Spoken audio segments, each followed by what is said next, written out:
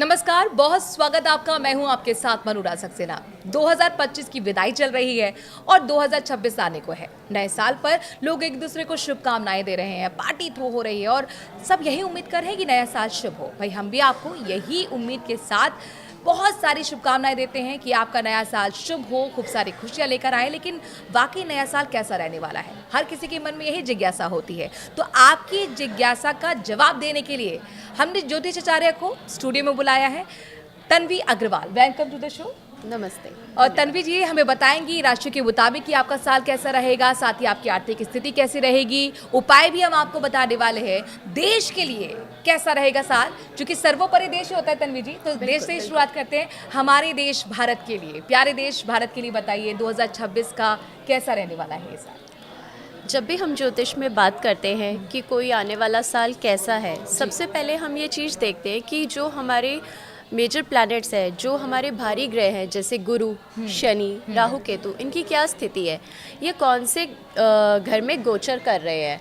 फिर हम देखते हैं हमारे देश का चार्ट, हमारे देश की कुंडली, उसमें किसकी दशा चल रही है। आपने काफ़ी सुना होगा कि हमारे देश की मंगल की दशा शुरू हो चुकी है इस सितंबर से। मंगल हमारी भारत की कुंडली में सप्तम और द्वादशेष है।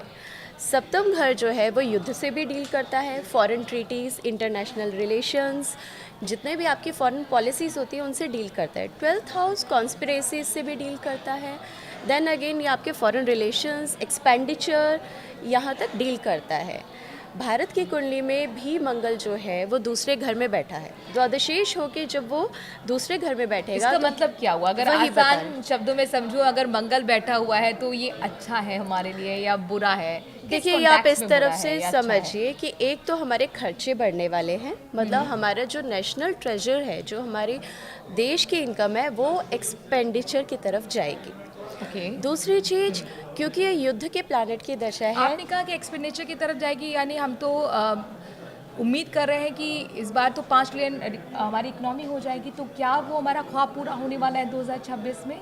आर्थिक स्थिति क्या मजबूत रहेगी? इस किस तरह से आप कह रहे हैं कि एक्सपेंडिचर बढ़ने वाला है? एक्सपेंडिचर बढ़ेगा मतलब कि जितना हमारा नॉर्मल खर्चा होता है उससे थोड़ा ज़्यादा नेशनल ट्रेजर में से जाएगा। क्योंकि हमारा जो मतलब जब के लिहाज से हम बोले तो इकनॉमी के लिहाज से भी हम देखें तो मैं उस पॉइंट पे आती हूँ एक एक करके। पहले मैं ये पॉइंट कवर कर लेती हूँ। एक तो ये चीज़ है कि हमारा जो एसेट्स है, हमारे सॉलिड एसेट्स हैं, वो हमारे एक्सपेंडिचर की तरफ जाएंगे। सेकेंडली, हमारे युद्ध के प्लैनेट की दशा है, तो कहीं ना कहीं जब उनके सब पीरियड्स आएंगे ऐसी दशाओं के जहाँ पे युद्ध होने की बहुत प्रोबेबिलिटी है, वहाँ पे आपको बॉर्डर पे क्लैशेस या इस तरह की न्यूज़ सुनने में मिलेगी। यानी आप कह रहे हैं कि युद्ध हो सकता है 2026 में? जी हाँ, मैं ये कह सकती हूँ, नॉट एग्जैक्टली कि युद्ध ही होगा, बट आपको बॉर्डर क्लैशेस और छोटे ऑपरेशंस। अगर आप कॉन्स्पिरेसी की बात करें तो हाँ। पाकिस्तान का ही जिक्र हमारे दिमाग में आता है। जब से हम पैदा हुए हैं तब से पाकिस्तान का ही जिक्र देख रहे हैं, और ऑपरेशन सिंदूर भी हमने देखा 2025 में चलाया गया था। यानी ये आप संकेत दे रही हैं, और ज्योतिषाचार्य के एंगल से ये मान लिया जाए कि पाकिस्तान अपनी हरकतों से बाज नहीं आने वाला है। देखिए, इस चीज़ को इस तरह से समझिए कि पाकिस्तान की भी जो दशा है अभी, जो दिसंबर से उसकी शुरू होगी अगले जून तक, वो बहुत अच्छी नहीं है। इंडिया में जब हम नए साल का, हम लोग जो हिंदू नव वर्ष देखते हैं वो चैत्र शुक्ल प्रतिपदा के चार्ट से देखते हैं जी, जो इस साल 19 मार्च 2026 को है, और उसका टाइम रहेगा सुबह 6:53 का दिल्ली का। जब आप उसका चार्ट बनाते हैं तो उसमें 2-3 बहुत ही स्ट्राइकिंग फीचर्स हैं। पहला, षष्ठेश, अष्टमेश, द्वादशेश तीनों लग्न में बैठे हैं। लग्न मतलब कोई भी, मतलब आप उसको फिजिकली इफेक्ट कर रहे हो। तो षष्ठेश, अष्टमेश का बैठने का मतलब है कहीं ना कहीं आपको सडन अनवेलकम न्यूज़ सुनने को मिल सकती है, कुछ ट्रेजेडीज़ आपको देखने को मिल सकती है, कुछ इम्पॉर्टेंट पोस्ट पे पीपल जो हैं उनसे रिलेटेड आपको कुछ ख़राब न्यूज़ सुनने को मिल सकती है। 12th लॉर्ड आपका लग्न में ही बैठा है, तो कहीं ना कहीं हम ये देखते हैं कि फॉरेन पावर्स कॉन्स्पिरेसीज करने में बहुत ज़्यादा आगे रहेंगी, स्पाइस काफ़ी एक्टिव रहेंगे। लेकिन अच्छी चीज़ ये है कि हमारा जो लग्न है वो मीन लग्न आती है, उसके जो स्वामी हैं वो 4th हाउस में अपने घर में अच्छी जगह पे बैठे हैं। तो गवर्नमेंट में थोड़ी उथल पुथल मचेगी, लेकिन गवर्नमेंट अगेन स्टेबल रहेगी, सेफ रहेगी। तो ये चीज़ एक अच्छी है। लेकिन हाँ, आपको जो आप कह रही हैं कि इस तरह की चीज़ें होंगी, तो हाँ, इस तरह की आपको देखने को मिलेगी। एक चीज़ और, मार्च से लेके मई तक का टाइम है जिसमें 2-3 चीज़ें आपको मतलब ध्यान रखने की है, क्योंकि उस समय मार्स और राहु एक साथ होंगे। उसके बाद यही मार्स सैटर्न के साथ कंजक्ट होगा, लग्न पे आएगा। और हमारे भारतवर्ष की भी जो प्रत्यंतर दशा है वो जुपिटर की चलेगी, जो हमारे भारतवर्ष की कुंडली के लिए अष्टमेश है। तो ये पीरियड थोड़ा ध्यान रखने वाला है। इस पीरियड में आपको कुछ कुछ न्यूज़ सुनने को मिल सकती है। अच्छा, हमने प्राकृतिक आपदाएं भी बहुत देखी, कुंभ में भगदड़ देखी, आरसीबी की विक्ट्री परेड में भगदड़ देखी, एक्टर विजय की रैली में भगदड़ देखी, हमने बाढ़ भी देखी है, हमने पहलगाम अटैक भी देख लिया। तो किस इस तरह की कुछ चीज़ तो नहीं होने वाली 2026 में? सब नहीं, कुछ इस क्या चीज़ safe को है? रूल आउट नहीं किया जा सकता, क्योंकि इस तरह के कॉम्बिनेशंस हैं। मार्स राहु की जो कंजंक्शन है वो ख़राब है। देन यही मार्स आपका जब सैटर्न के साथ कंबाइन करेगा वो भी ख़राब है। देन इंडिया की जो पीडी है जुपिटर की, वो भी कहीं ना कहीं दिखा रही है कि कुछ गड़बड़ हो सकती है। देन मंगल, जिस समय ये चार्ट बनता है चैत्र शुक्ल प्रतिपदा का, उस समय आपका बुध भी वक्री होकर 12th में गया है, जो कि सप्तमेश है, चतुर्थेश है। तो कहीं ना कहीं हमारे लिए इस पीरियड में ध्यान रखना बहुत ज़रूरी हो जाता है। अच्छा, जब 2025 के मिड में ही हम लोग जब ज्योतिषाचार्य से बात कर रहे थे तो वो यही कहते थे कि प्लीज़ आप घर पे रहिए, आप भीड़ भाड़ वाले इलाके पे मत जाइए, आपको पूजन दर्शन करने हैं, मन में ही भगवान है, मन में ही वास करते हैं, तो वहीं से आप प्रे कर लीजिए। बहुत ज़्यादा जहाँ पर भीड़ है वहाँ से अपने आप को थोड़ा बचाइए, अपने परिवार को बचाइए। तो क्या 2026 में भी हमें इसी फॉर्मूले पे वर्क करना पड़ेगा? देखिए, हमारा जो घर वाला पॉइंट है वो स्ट्रॉन्ग है, लेकिन क्योंकि हमें षष्टेश, अष्टमेश, द्वादशेश लग्न में दिख रहे हैं, तो हम इस पॉसिबिलिटी को रूल आउट नहीं कर सकते। ध्यान रखने की ज़रूरत तो है, बिल्कुल इन टाइम्स पे और भी ज़्यादा ध्यान रखने की ज़रूरत है। दूसरी बात, और हम जब भारतवर्ष का वर्षफल देखते हैं, इस साल के हमारा भारतवर्ष जो है वो अगस्त 2025 से 2026 के अगस्त तक काम करेगा। इसमें हमारी मुंथा 7th हाउस में जाती है, मुंथेश भी अफ्लिक्टेड है। तो कहीं ना कहीं हमें ट्रबल दिखती है। जब हम 2026 का वर्षफल देखते हैं, उसमें मुंथेश आपका 6ठे घर में जाता है, जो अगेन पैरामेडिकल साइंस, आपके बॉर्डर्स, इन सबको इंडिकेट करता है। मुंथेश भी अफ्लिक्टेड है। तो आप इस चीज़ को रूल आउट नहीं कर सकते कि कोई प्राकृतिक आपदा नहीं आएगी। वैसे तो वो हर साल आती है, बट 2026 में भी मतलब इस तरह के इंडिकेशंस हैं कि आपको थोड़ा सा देखभाल के ही रहने की ज़रूरत है। ये बहुत इंपॉर्टेंट आपने बात कही। अच्छा, एक चीज़ मैं अमेरिका के संदर्भ में आपसे जानना चाहूँगी। अमेरिका से जो हमारे संबंध रहे इस साल थोड़े उतार चढ़ाव के रहे हैं, ट्रम्प के बीच में टैरिफ वॉर की ये चेतावनी। तो ये मुझे बताइए कि 2026 में अमेरिका के साथ कैसे संबंध रहेंगे? देखिए, डोनाल्ड ट्रंप की भी जो दशाएं हैं अभी 2027 के स्टार्टिंग या मिड तक बहुत अच्छी नहीं है। तो जो इस समय वो डिसीजंस लेंगे, वो उस पर मतलब बहुत हद तक हम ये कह सकते हैं कि वो डिसीजंस पे कंसीडर करें उन्हें। दूसरी बात, उनके डिसीजंस भी बहुत अलग अलग तरीके से अफेक्टेड रहेंगे, तो बहुत अच्छे रिलेशंस या बहुत अच्छे डिसीजंस अभी वो नहीं ले पाएंगे। दूसरी बात, हमारा क्योंकि 12th लॉर्ड लग्न में आता है अप्रैल के बाद, तो हम ये देखते हैं कि हमें फॉरेन पावर्स इन्फ्लुएंस करने में काफ़ी हद तक कोशिश करेंगी। तो इस चीज़ को रूल आउट नहीं किया जा सकता कि अमेरिका भी उसमें नहीं रहेगी। अमेरिका भी रहेगी, बिल्कुल रहेगी। अच्छा, रूस यूक्रेन का युद्ध चल रहा है, ठीक है, कहा गया कि बंद हो जाएगा, कोशिशें हो रही है, लेकिन अभी तक तो कुछ नहीं दिखा। तो रूस यूक्रेन का युद्ध है, दूसरी तरफ इजराइल फिलिस्तीन का युद्ध है। क्या ये सब युद्ध भी चलते रहेंगे? ये युद्ध रुकेगा? क्योंकि कहीं ना कहीं इनडायरेक्टली तो इम्पैक्ट हमारे देश पर भी इन सब का पड़ रहा है। देखिए, 2026 की जब हम हर साल का एक वर्ष शेष निकालते हैं, ईयर लॉर्ड जिसे हम कहते हैं, इस साल में हमारे सूर्य ही ईयर लॉर्ड थे और सूर्य ही हमारे मंत्री थे। तो आपने बहुत ज़्यादा फायरी इंसिडेंसेस देखे, इस तरह की चीज़ें आपको काफ़ी सुनने में आई। लेकिन ये हमारा वर्ष अगले 18 मार्च तक जारी है।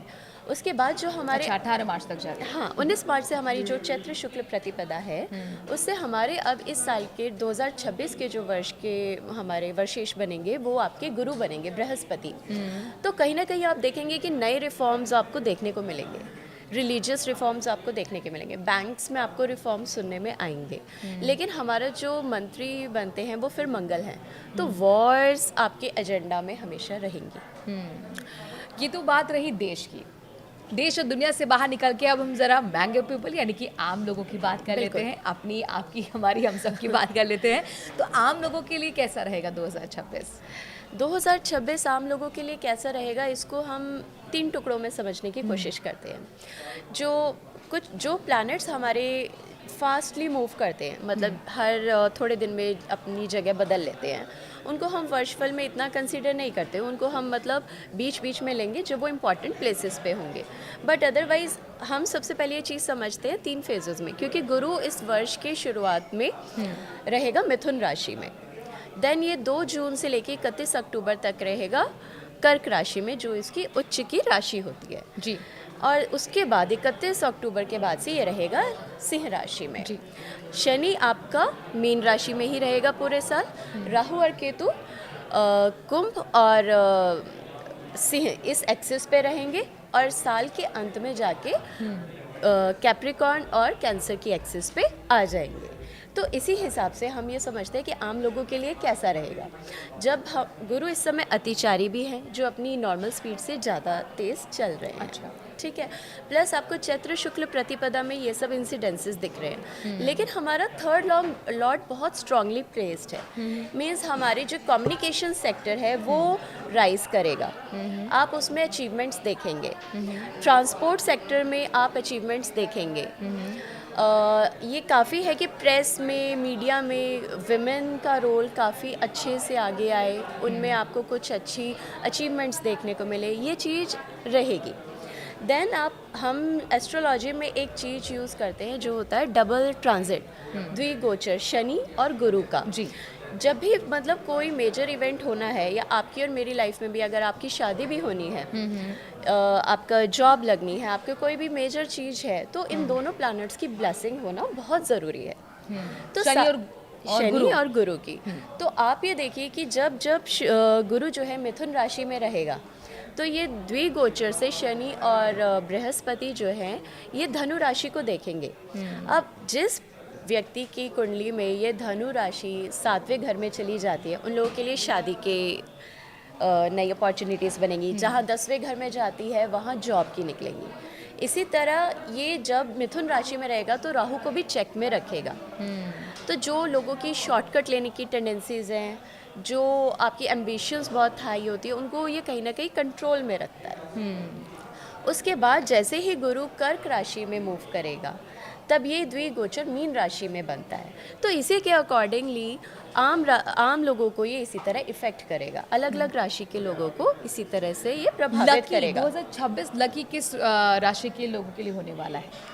देखिए, मैंने आपको बताया द्विगोचर इस समय गुरु की दोनों राशियों पे आ रहा है, धनु राशि पे और मीन राशि पे।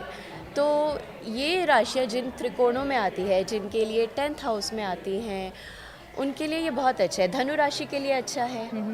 मीन राशि के लिए थोड़ा सा दिक्कत देगा क्योंकि शनि उनकी लग्न पे है। तो हेल्थ वाइज उनको थोड़ा सा ध्यान रखने की ज़रूरत है। लेकिन कहीं ना कहीं उनके लिए 7th हाउस बहुत अच्छा हो जाता है। तो मीन राशि भी अच्छी है। कर्क राशि आपका बहुत अच्छा है क्योंकि जुपिटर कर्क राशि में उच्च के हो जाते हैं। तो जून से अक्टूबर तक कर्क राशि में जुपिटर उच्च के गोचर करेंगे।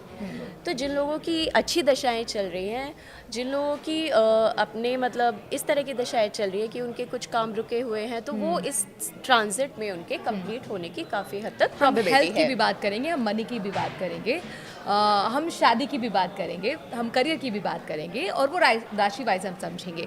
लेकिन आपने बताया कि कुछ ऐसी राशियाँ जिनके लिए काफ़ी लकी रहने वाला है 2026, लेकिन कुछ ऐसी भी राशियाँ होंगी जिनके लिए थोड़ी सावधानी बरतने की जरूरत है। वो कौन सी राशियाँ?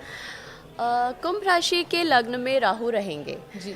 तो बिल्कुल कुंभ राशि के लग्न में राहु रहेंगे। तो और 2nd हाउस में उनके द्वितीय स्थान पे उनके शनि गोचर करेंगे। तो कहीं ना कहीं उनके दिमाग में मैनिपुलेशंस ज़्यादा चलेंगी। उनको थोड़ा सा वेल्थ को लेके थोड़ा सा दिक्कत महसूस ज़रूर होगी। कुंभ राशि के लिए ये चीज़ है। देन अगेन आपका सिंह राशि के लिए भी ये गोचर थोड़ा सा दिक्कत वाला है, क्योंकि सिंह राशि के लिए शनि जो है वो अष्टम स्थान पे रहने वाले हैं थ्रू आउट द ईयर। तो कहीं ना कहीं उन्हें अपनी सेहत का भी ध्यान रखने की ज़रूरत है। सडन इवेंट्स हों और उसके लिए भी उन्हें अपने लग्नेश को स्ट्रॉन्ग करने की ज़रूरत रहेगी हमेशा। अगर कोई चाहता है कि उसकी शादी 2026 में हो जाए तो उसके लिए क्या उपाय आप बताएंगे? देखिए, ऐसे नहीं होता कि मतलब मैं चाहती हूँ मेरी शादी हो जाए और वो हो जाएगी। हाँ, उसके नहीं, लिए कुछ उपाय तो होंगे ना। हाँ, पर उपाय राशि टू राशि डिफर करते हैं। जी। जिसकी जो राशि है, जिसकी जैसी दशा है, उसके हिसाब से उस प्लैनेट के उसे रेमेडीज दी जाती हैं। और तो हेल्थ के लिए क्या आप टिप देना चाहेंगे? हेल्थ के लिए जो बेस्ट टिप होती है, हमें सूर्यदेव की उपासना ज़रूर करनी चाहिए। क्योंकि काल पुरुष कुंडली में भी और वैसे भी हमारे मतलब सूर्यदेव जो हैं हमारे तन के कारक माने जाते हैं। जी। तो आप लोगों को सूर्य को डेली जल चढ़ाना ही चाहिए, उनकी उपासना करनी ही चाहिए। उसके साथ साथ जो भी आपकी चंद्र राशि है या जो भी आपकी लग्न है, उस लग्नेश की भी आपको रेमेडी ज़रूर करनी चाहिए जो हेल्थ के चाहते लिए। हैं कि करियर में अपॉर्चुनिटी आगे आए और प्रमोशन हो, उनके लिए क्या टिप रहेगा? देखिए, जनरल रेमेडीज़ की अगर हम बात करते हैं कि अगर आपको प्रमोशन चाहिए या आपको अपना करियर अच्छा चाहिए, तो 10 स्पेसिफिक रेमेडीज़ के अलावा आपको गणेश जी की उपासना, गणेश अथर्वशीर्ष स्तोत्र का सुनना और उसे रिसाइट करना, सूर्य को अगेन आदित्य हृदय स्तोत्र, ये स्तोत्र बहुत अच्छे माने गए हैं आपको अपनी प्रोफेशनल लाइफ में राइज के लिए। जी। एंड फाइनेंशियली ग्रोथ भी रहे उसके लिए? फाइनेंशियल ग्रोथ के लिए हमें अपने गुरु को, बृहस्पति को भी अच्छा करना चाहिए। हमें अपनी कुंडली के द्वितीय भाव के लॉर्ड को भी अच्छा करने की ज़रूरत है। तो कहीं ना कहीं अगर हमें हमारी वेल्थ अच्छी रहे, उसके लिए हमें लक्ष्मी जी की उपासना और श्री सूक्त का श्रवण करना चाहिए। जी। चलिए अब राशियों की बात कर लेते हैं। तो राशि में सबसे पहले मेष राशि की आपसे हम बात करते हैं और बताइए तन्वी जी कि मेष राशि वालों के लिए कैसा 2026 साल रहेगा? मेष राशि के लिए गुरु जो है उनके तृतीय, चतुर्थ और पंचम भाव में गोचर करेगा पूरे साल में। शनि उनके 12वें स्थान में रहेगा और राहु उनके 11वें स्थान में रहेगा। तो राहु के 11वें स्थान में रहने की वजह से उनकी जो आकांक्षाएं हैं वो काफ़ी ज़्यादा रहेंगी। जब गुरु जो है तृतीय भाव में उनके रहेगा, उस समय वो गुरु के उपदेश, जैसे आपने मुझसे पूछा अभी कि क्या रेमेडी वर्क करेगी, तो मेष राशि वालों के लिए अगर मतलब जनवरी से लेके जून तक के टाइम में अगर वो अपने गुरु के उपदेश लेते हैं, वो भी उनके लिए एक रेमेडी की तरह वर्क करेगी, क्योंकि इस समय गुरु उनके तीसरे भाव में गोचर कर रहा है। जी। उसके बाद यही गुरु जब चतुर्थ भाव में गोचर करेगा, तो उनकी फैमिली लाइफ अच्छी करेगा, उनके एसेट्स बिल्डिंग की तरफ उनको आगे मोटिवेट करेगा। देन अगेन वही डबल ट्रांजिट जो है गुरु का, वो आपका 12वें भाव में आता है। तो कहीं ना कहीं आपकी चैरिटेबल टेंडेंसी भी रहेगी, आपका दान पुण्य करने वाला भी मन रहेगा। मेष राशि वालों को चाहिए कि वो इस साल अपने लग्नेश को यानी कि मंगल को थोड़ा सा स्ट्रॉन्ग करें। और जब मंगल जो है शनि के साथ आएगा, राहु के साथ आएगा, जिस समय उनके 11वें और 12वें भाव में गोचर करेगा, तो मंगल स्ट्रॉन्ग करने के लिए क्या करना है? मंगल स्ट्रॉन्ग करने के लिए आपको आप हनुमान जी की उपासना कर सकते हैं। साथ ही साथ क्योंकि सूर्य देव आपके 5th लॉर्ड बनते हैं, 9th लॉर्ड आपके जुपिटर बनते हैं, तो आप शिव जी की उपासना करिए, वो आपके लिए बेस्ट है। उसके बाद जो मैं आपसे कह रही थी कि मंगल जब उनके शनि और राहु के साथ कांटेक्ट में रहेगा, उस पीरियड में उनकी टेंडेंसी भी रहेगी कि उन्हें क्रोध बहुत रहेगा, या इस तरह की मतलब उनके एक्सपेंडिचर इंक्रीज़ होंगे उस टाइम पे। ये आपका पीरियड रहेगा मार्च से लेके मई तक का, तो उस टाइम पे उन्हें ध्यान रखने की ज़रूरत भी है। नाउ नेक्स्ट राशि। हाँ, नेक्स्ट राशि हम बात करते हैं वृष राशि की। तो वृष राशि के लिए 2 गोचर बहुत ही अच्छे हैं। राहु उनके 10वें भाव में है, जो कि उच्च स्थान में है। ये उनके करियर में ग्रोथ के लिए उन्हें प्रोत्साहित करेगा बहुत। तो वृष राशि वालों को चाहिए कि वो अपने राहु को, अपनी एस्पायरेशंस को, अपनी आकांक्षाओं को थोड़ा सा कंट्रोल में रखें और बाकी अपने वीनस को स्ट्रॉन्ग करें। वृष राशि वालों को शिव जी की उपासना करना बहुत अच्छा रहेगा। उसके बाद आते हैं हम मिथुन राशि के ऊपर। मिथुन राशि वालों के लिए साल के पहले हाफ में शादी के लिए अच्छा टाइम है। जिन लोगों की शादी की दशाएं चल रही है, उनके लिए ट्रांजिट काफ़ी फेवरेबल है कि उनकी शादी हो। उसके बाद भी उनके करियर से लेके आगे इस पीरियड में अच्छी ग्रोथ आपको उनकी देखने को मिलेगी। मिथुन राशि वालों को गणेश जी की उपासना करना अच्छा है। अब हम आते हैं कर्क राशि वालों के लिए। कर्क राशि वालों के लिए गुरु पहले हाफ में उनके द्वादश भाव में है, तो उनका जो मन रहेगा थोड़ा सा पूजा भक्ति मेडिटेशन वाला रहेगा, वो उन्हें फ़ायदा भी देगी। उसके बाद जब ये लग्न पे आएगा तो ये आपके लग्न को काफ़ी मजबूत करता है। ये टाइम आपके लिए बहुत ही अच्छा रहेगा। तो कर्क राशि वालों को अपने चंद्रमा के साथ अपने गुरु को भी अच्छा रखने की ज़रूरत है, और उन्हें जो रेमेडी करने की ज़रूरत है वो काफ़ी हद तक शिव जी की उपासना करें, और गणेश जी की भी उपासना उन्हें लाभदायक रहेगी। सिंह राशि वालों के लिए शनि अष्टम में रहेंगे पूरे साल, तो उनके लिए थोड़ा सा ध्यान रखने की ज़रूरत है।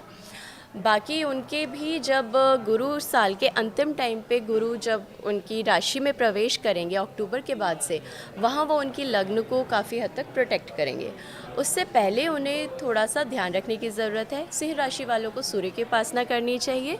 आदित्य हृदय स्तोत्र को उन्हें संडेज़ को करना चाहिए। उसके बाद आती है हमारी कन्या राशि।